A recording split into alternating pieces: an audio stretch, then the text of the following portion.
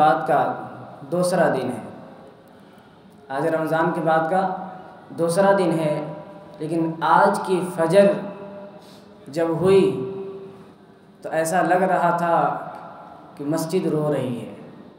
کیا ہوا؟ مسجد رو رہی ہے۔ کاش اللہ رب العزت اس مسجد کو قوت گویائی دیتا، اس کو زبان دیتا تو چیخ چیخ کر کہتی، وہ نمازیوں، وہ ذکر و اذکار کرنے والے، وہ تلاوت کرنے والے، تم مجھے چھوڑ کر کہاں چلے گئے؟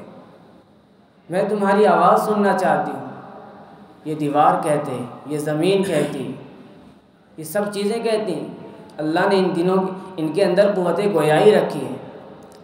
حدیث پاک میں آتا ہے کہ اللہ کے نبی صلی اللہ علیہ وسلم اس منبر کے بننے سے پہلے جس لکڑی کا سہارا لے رہے تھے، سہارا لے کر خطبہ دیا کرتے تھے، جس کا نام حنانہ تھا، جب آپ نے اس کو چھوڑ دیا اور منبر پہ جا کر خطبہ دینے لگے تو وہ رونے لگا، اور آپ علیہ الصلاۃ والسلام اتر کر کے آئے، پھر آپ نے اس کو گلے لگایا، پھر بچوں کی طرح سسک کر رونے لگا۔ تو وجہ کیا تھی کہ اللہ کے نبی صلی اللہ علیہ وسلم جب ذکر و اذکار، تلاوت یا آپ خطاب کرتے تھے تو وہ سنتا تھا اور اس کو تسلی ملتی تھی، اس کو اچھا لگتا تھا۔ تو اب ظاہر سی بات ہے کہ یہ در و دیوار جب یہاں ذکر و اذکار ہو رہے ہوں گے، تلاوتیں ہو رہی ہوں گی، تو کیا ان در و دیوار کو اچھا نہیں لگتا ہوگا؟ ضرور اچھا لگتا ہوگا۔ اسی وجہ سے اللہ پاک نے فرمایا، یسبح للہ ما فی السماوات والارض وہو العزیز الحکیم۔ اللہ کی تسبیح بیان کرتی ہیں جو کچھ بھی زمین میں ہے اور جو کچھ آسمانوں میں ہے۔ اب اگرچہ اس کا شعور ہمیں نہیں، اس کی سمجھ ہمیں نہیں، ہمیں پتہ نہیں چل پاتا یہ اللہ کی کس طرح تسبیح بیان کرتی ہیں۔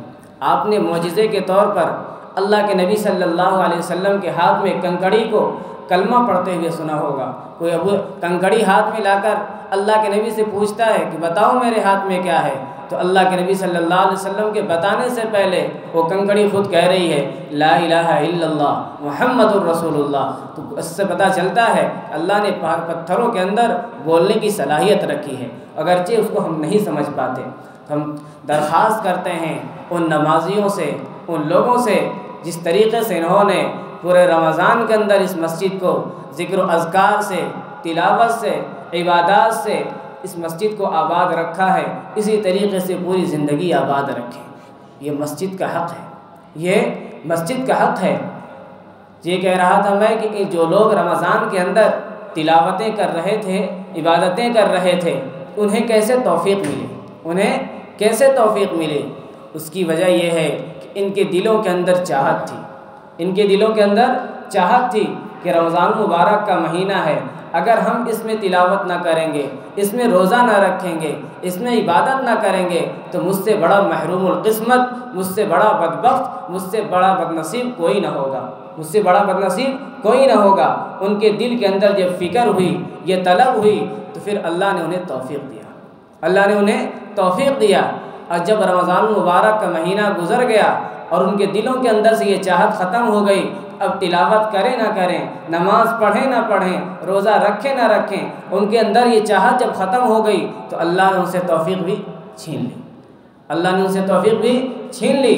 اسی وجہ سے اللہ کے نبی صلی اللہ علیہ وسلم کو اللہ پاک نے خطاب کر کے کہا تھا، جب آپ یہ چاہ رہے تھے کہ اپنے چچا کو کلمہ پڑھوا لیں، بار بار آپ زور دے رہے تھے، کہہ رہے تھے چچا جان آپ ایک مرتبہ میرے کان میں دھیرے سے کلمہ پڑھ دیجئے، کل حشر میں ہم اللہ سے جھگڑ کر کے آپ کو جنت میں لے کے چلیں گے، لیکن وہ نہیں پڑھے، بار بار آپ پریشان تھے۔ اللہ نے آیت اتار دی، انک لا تہدی من احببت ولکن اللہ یہدی من یشاء، جسے آپ چاہیں آپ اسے ہدایت نہیں دے سکتے، ولکن احببت، لیکن اللہ جسے چاہے گا اسی کو اللہ ہدایت دے گا۔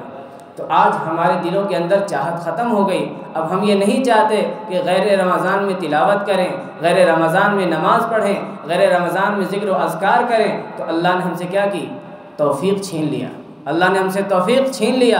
میرے دوستو یہ جملہ کہتے ہوئے بھی ڈر لگتا ہے، جس طریقے سے اللہ نے ہمیں اس ذکر و اذکار، نماز اور دیگر عبادتوں کی توفیق چھین لی ہے، کاش مرتے وقت ہماری زبان سے کہیں کلمے کی توفیق نہ چھین لی جائے۔ مرتے وقت کہیں ہماری زبان سے کلمے کی توفیق نہ چھین لی جائے، کیونکہ جس کنڈیشن میں بندہ ہوتا ہے، جس کی زندگی جس زیادہ حالت میں جس طرح سے گزرتی ہے، مرتے وقت اس کے زبان سے وہی چیزیں جاری ہوتی ہیں، اسی کنڈیشن میں وہ مرتا ہے۔ بہت سی جگہوں سے ویڈیوز آتی ہیں، امام نماز پڑھا رہا ہے، اس کے درمیان موت ہو گئی، خطبہ دے رہا ہے، عرب کے عالم خطبہ دے رہے تھے، اور خطبے میں کیا دے رہے تھے؟ اللہ کی وحدانیت بیان کر رہے تھے، اور ہاتھ سے انگلیوں سے اشارہ کر رہے تھے، اور اشارہ کرتے ہوئے کہہ رہے تھے وحد اللہ فإن التوحید رأس الطاعات، اللہ ایک ہے، ایک اللہ کی بات مان لو، یہ جملہ کہہ رہے تھے، اور فوراً ان کی روح قبض کر لی گئی۔ ابھی 1-1.5-2 مہینے کی بات ہے۔ تو جس طرح سے جس کنڈیشن میں بندہ ہوتا ہے، اس کے دل کی جو کیفیت ہوتی ہے، اللہ رب العزت اسی طرح سے اس کے ساتھ معاملہ کرتے ہیں۔ تو ہم کہیں محروم القسمت نہ قرار دیے جائیں، کہیں مرتے وقت ہماری زبان سے کلمے کی توفیق نہ چھین لی جائے۔ اس لیے ہمیں چاہیے کہ جس طریقے سے ہم رمضان میں اللہ کے بندے بنے ہوئے تھے، غیر رمضان میں بھی اللہ کے بندے بنے رہیں، غیر رمضان میں بھی اللہ کے بندے بنے رہیں۔ یہ کیا ہے؟ اگر غیر رمضان میں بھی اللہ کے بندے بنے رہیں گے، جس سے پتہ چلتا ہے کہ ہمارے دل کے اندر اللہ سے سچی محبت ہے، اللہ سے سچی محبت ہے۔ ورنہ تو پھر یہ کہا جائے گا کہ لوگ عبادت کر رہے تھے تو سوچے کہ لاؤ ہم بھی عبادت کر لیں، روزہ رکھ رہے تھے تو لاؤ ہم بھی روزہ رکھ لیں۔ اگر یہ کام اللہ کی رضا کے لیے کیا جائے گا، عبادتیں اللہ کو راضی کرنے کے لیے کی جائیں گی کہ میری عبادت سے، میرے ذکر و اذکار سے، میرے تلاوت سے میرا رب راضی ہو جائے، تو صرف ہم 1 مہینہ اللہ کو راضی نہیں کریں گے، ہم پوری زندگی اللہ کو راضی کرنے کی کوشش کریں گے، اللہ کو راضی کرنے کی کوشش کریں گے۔ آج سے پتہ چلتا ہے کہ ہم نے جو عبادتیں کی ہیں وہ دل سے اللہ کو راضی کرنے کے لیے نہیں کی ہیں۔ اگر ہم دل کے اندر یہ کیفیتیں ہو جاتی تو پھر ہم کبھی بھی ذکر نہ چھوڑتے، نماز نہ چھوڑتے، تلاوتیں نہ چھوڑتے۔ اس لیے میرے دوستو، اللہ کو راضی کرنے کی کوشش کریں، اللہ کو راضی کرنے کی کوشش کریں۔ آج تو ہم جو عبادتیں کرتے ہیں اس میں خاص طور سے نیتیں یہ ہوتی ہیں کہ ہم عبادت کریں گے تو ہمیں جنت مل جائے گی، ہم عبادت کریں گے تو جنت مل جائے گی، ہم عبادت کریں گے تو جہنم سے بچ جائیں گے۔ حضرت رابعہ بصریہ یہ بہت برگزیدہ بندی اللہ کی گزری ہیں، یہ مجذوب الکیفیت تھی، یعنی اللہ کے عشق، اللہ کی محبت ان کے دلوں میں انتہا درجے کی تھی۔ ایک مرتبہ انہوں نے ایک ہاتھ میں پانی لیا اور ایک ہاتھ میں آگ لیا۔ لوگوں نے پوچھا یہ کیا بات ہے، ایک ہاتھ میں پانی اور ایک ہاتھ میں آگ؟ تو کہنے لگی کہ آج میں جا رہی ہوں اس جہنم کو بجھانے جس کے خوف سے لوگ خوف کھاتے ہیں، جس کے خوف سے لوگ عبادتیں کرتے ہیں، اور کہہ رہے ہیں کہ میں اس جنت کو جلانے جا رہی ہوں، اس پانی سے جہنم کو بجھانے اور اس آگ سے جنت کو جلانے جا رہی ہوں۔ تو لوگوں نے پوچھا اس کی وجہ کیا ہے؟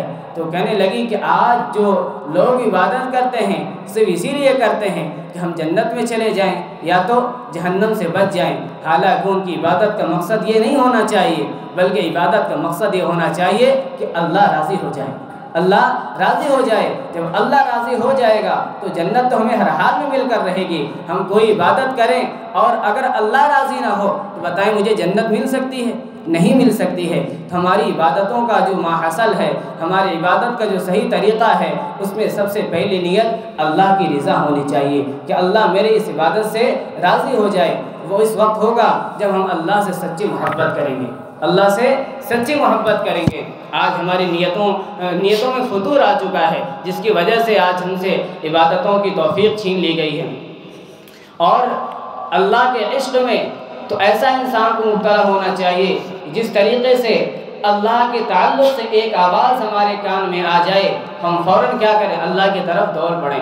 آج بہت سے لوگ اللہ سے عشق سے، اللہ کے رسول سے عشق کا دعویٰ کرتے ہیں، لیکن جب ان کو عملی طور پر دیکھا جاتا ہے تو وہ جھوٹے نظر آتے ہیں، اپنے دعوے میں جھوٹے نظر آتے ہیں۔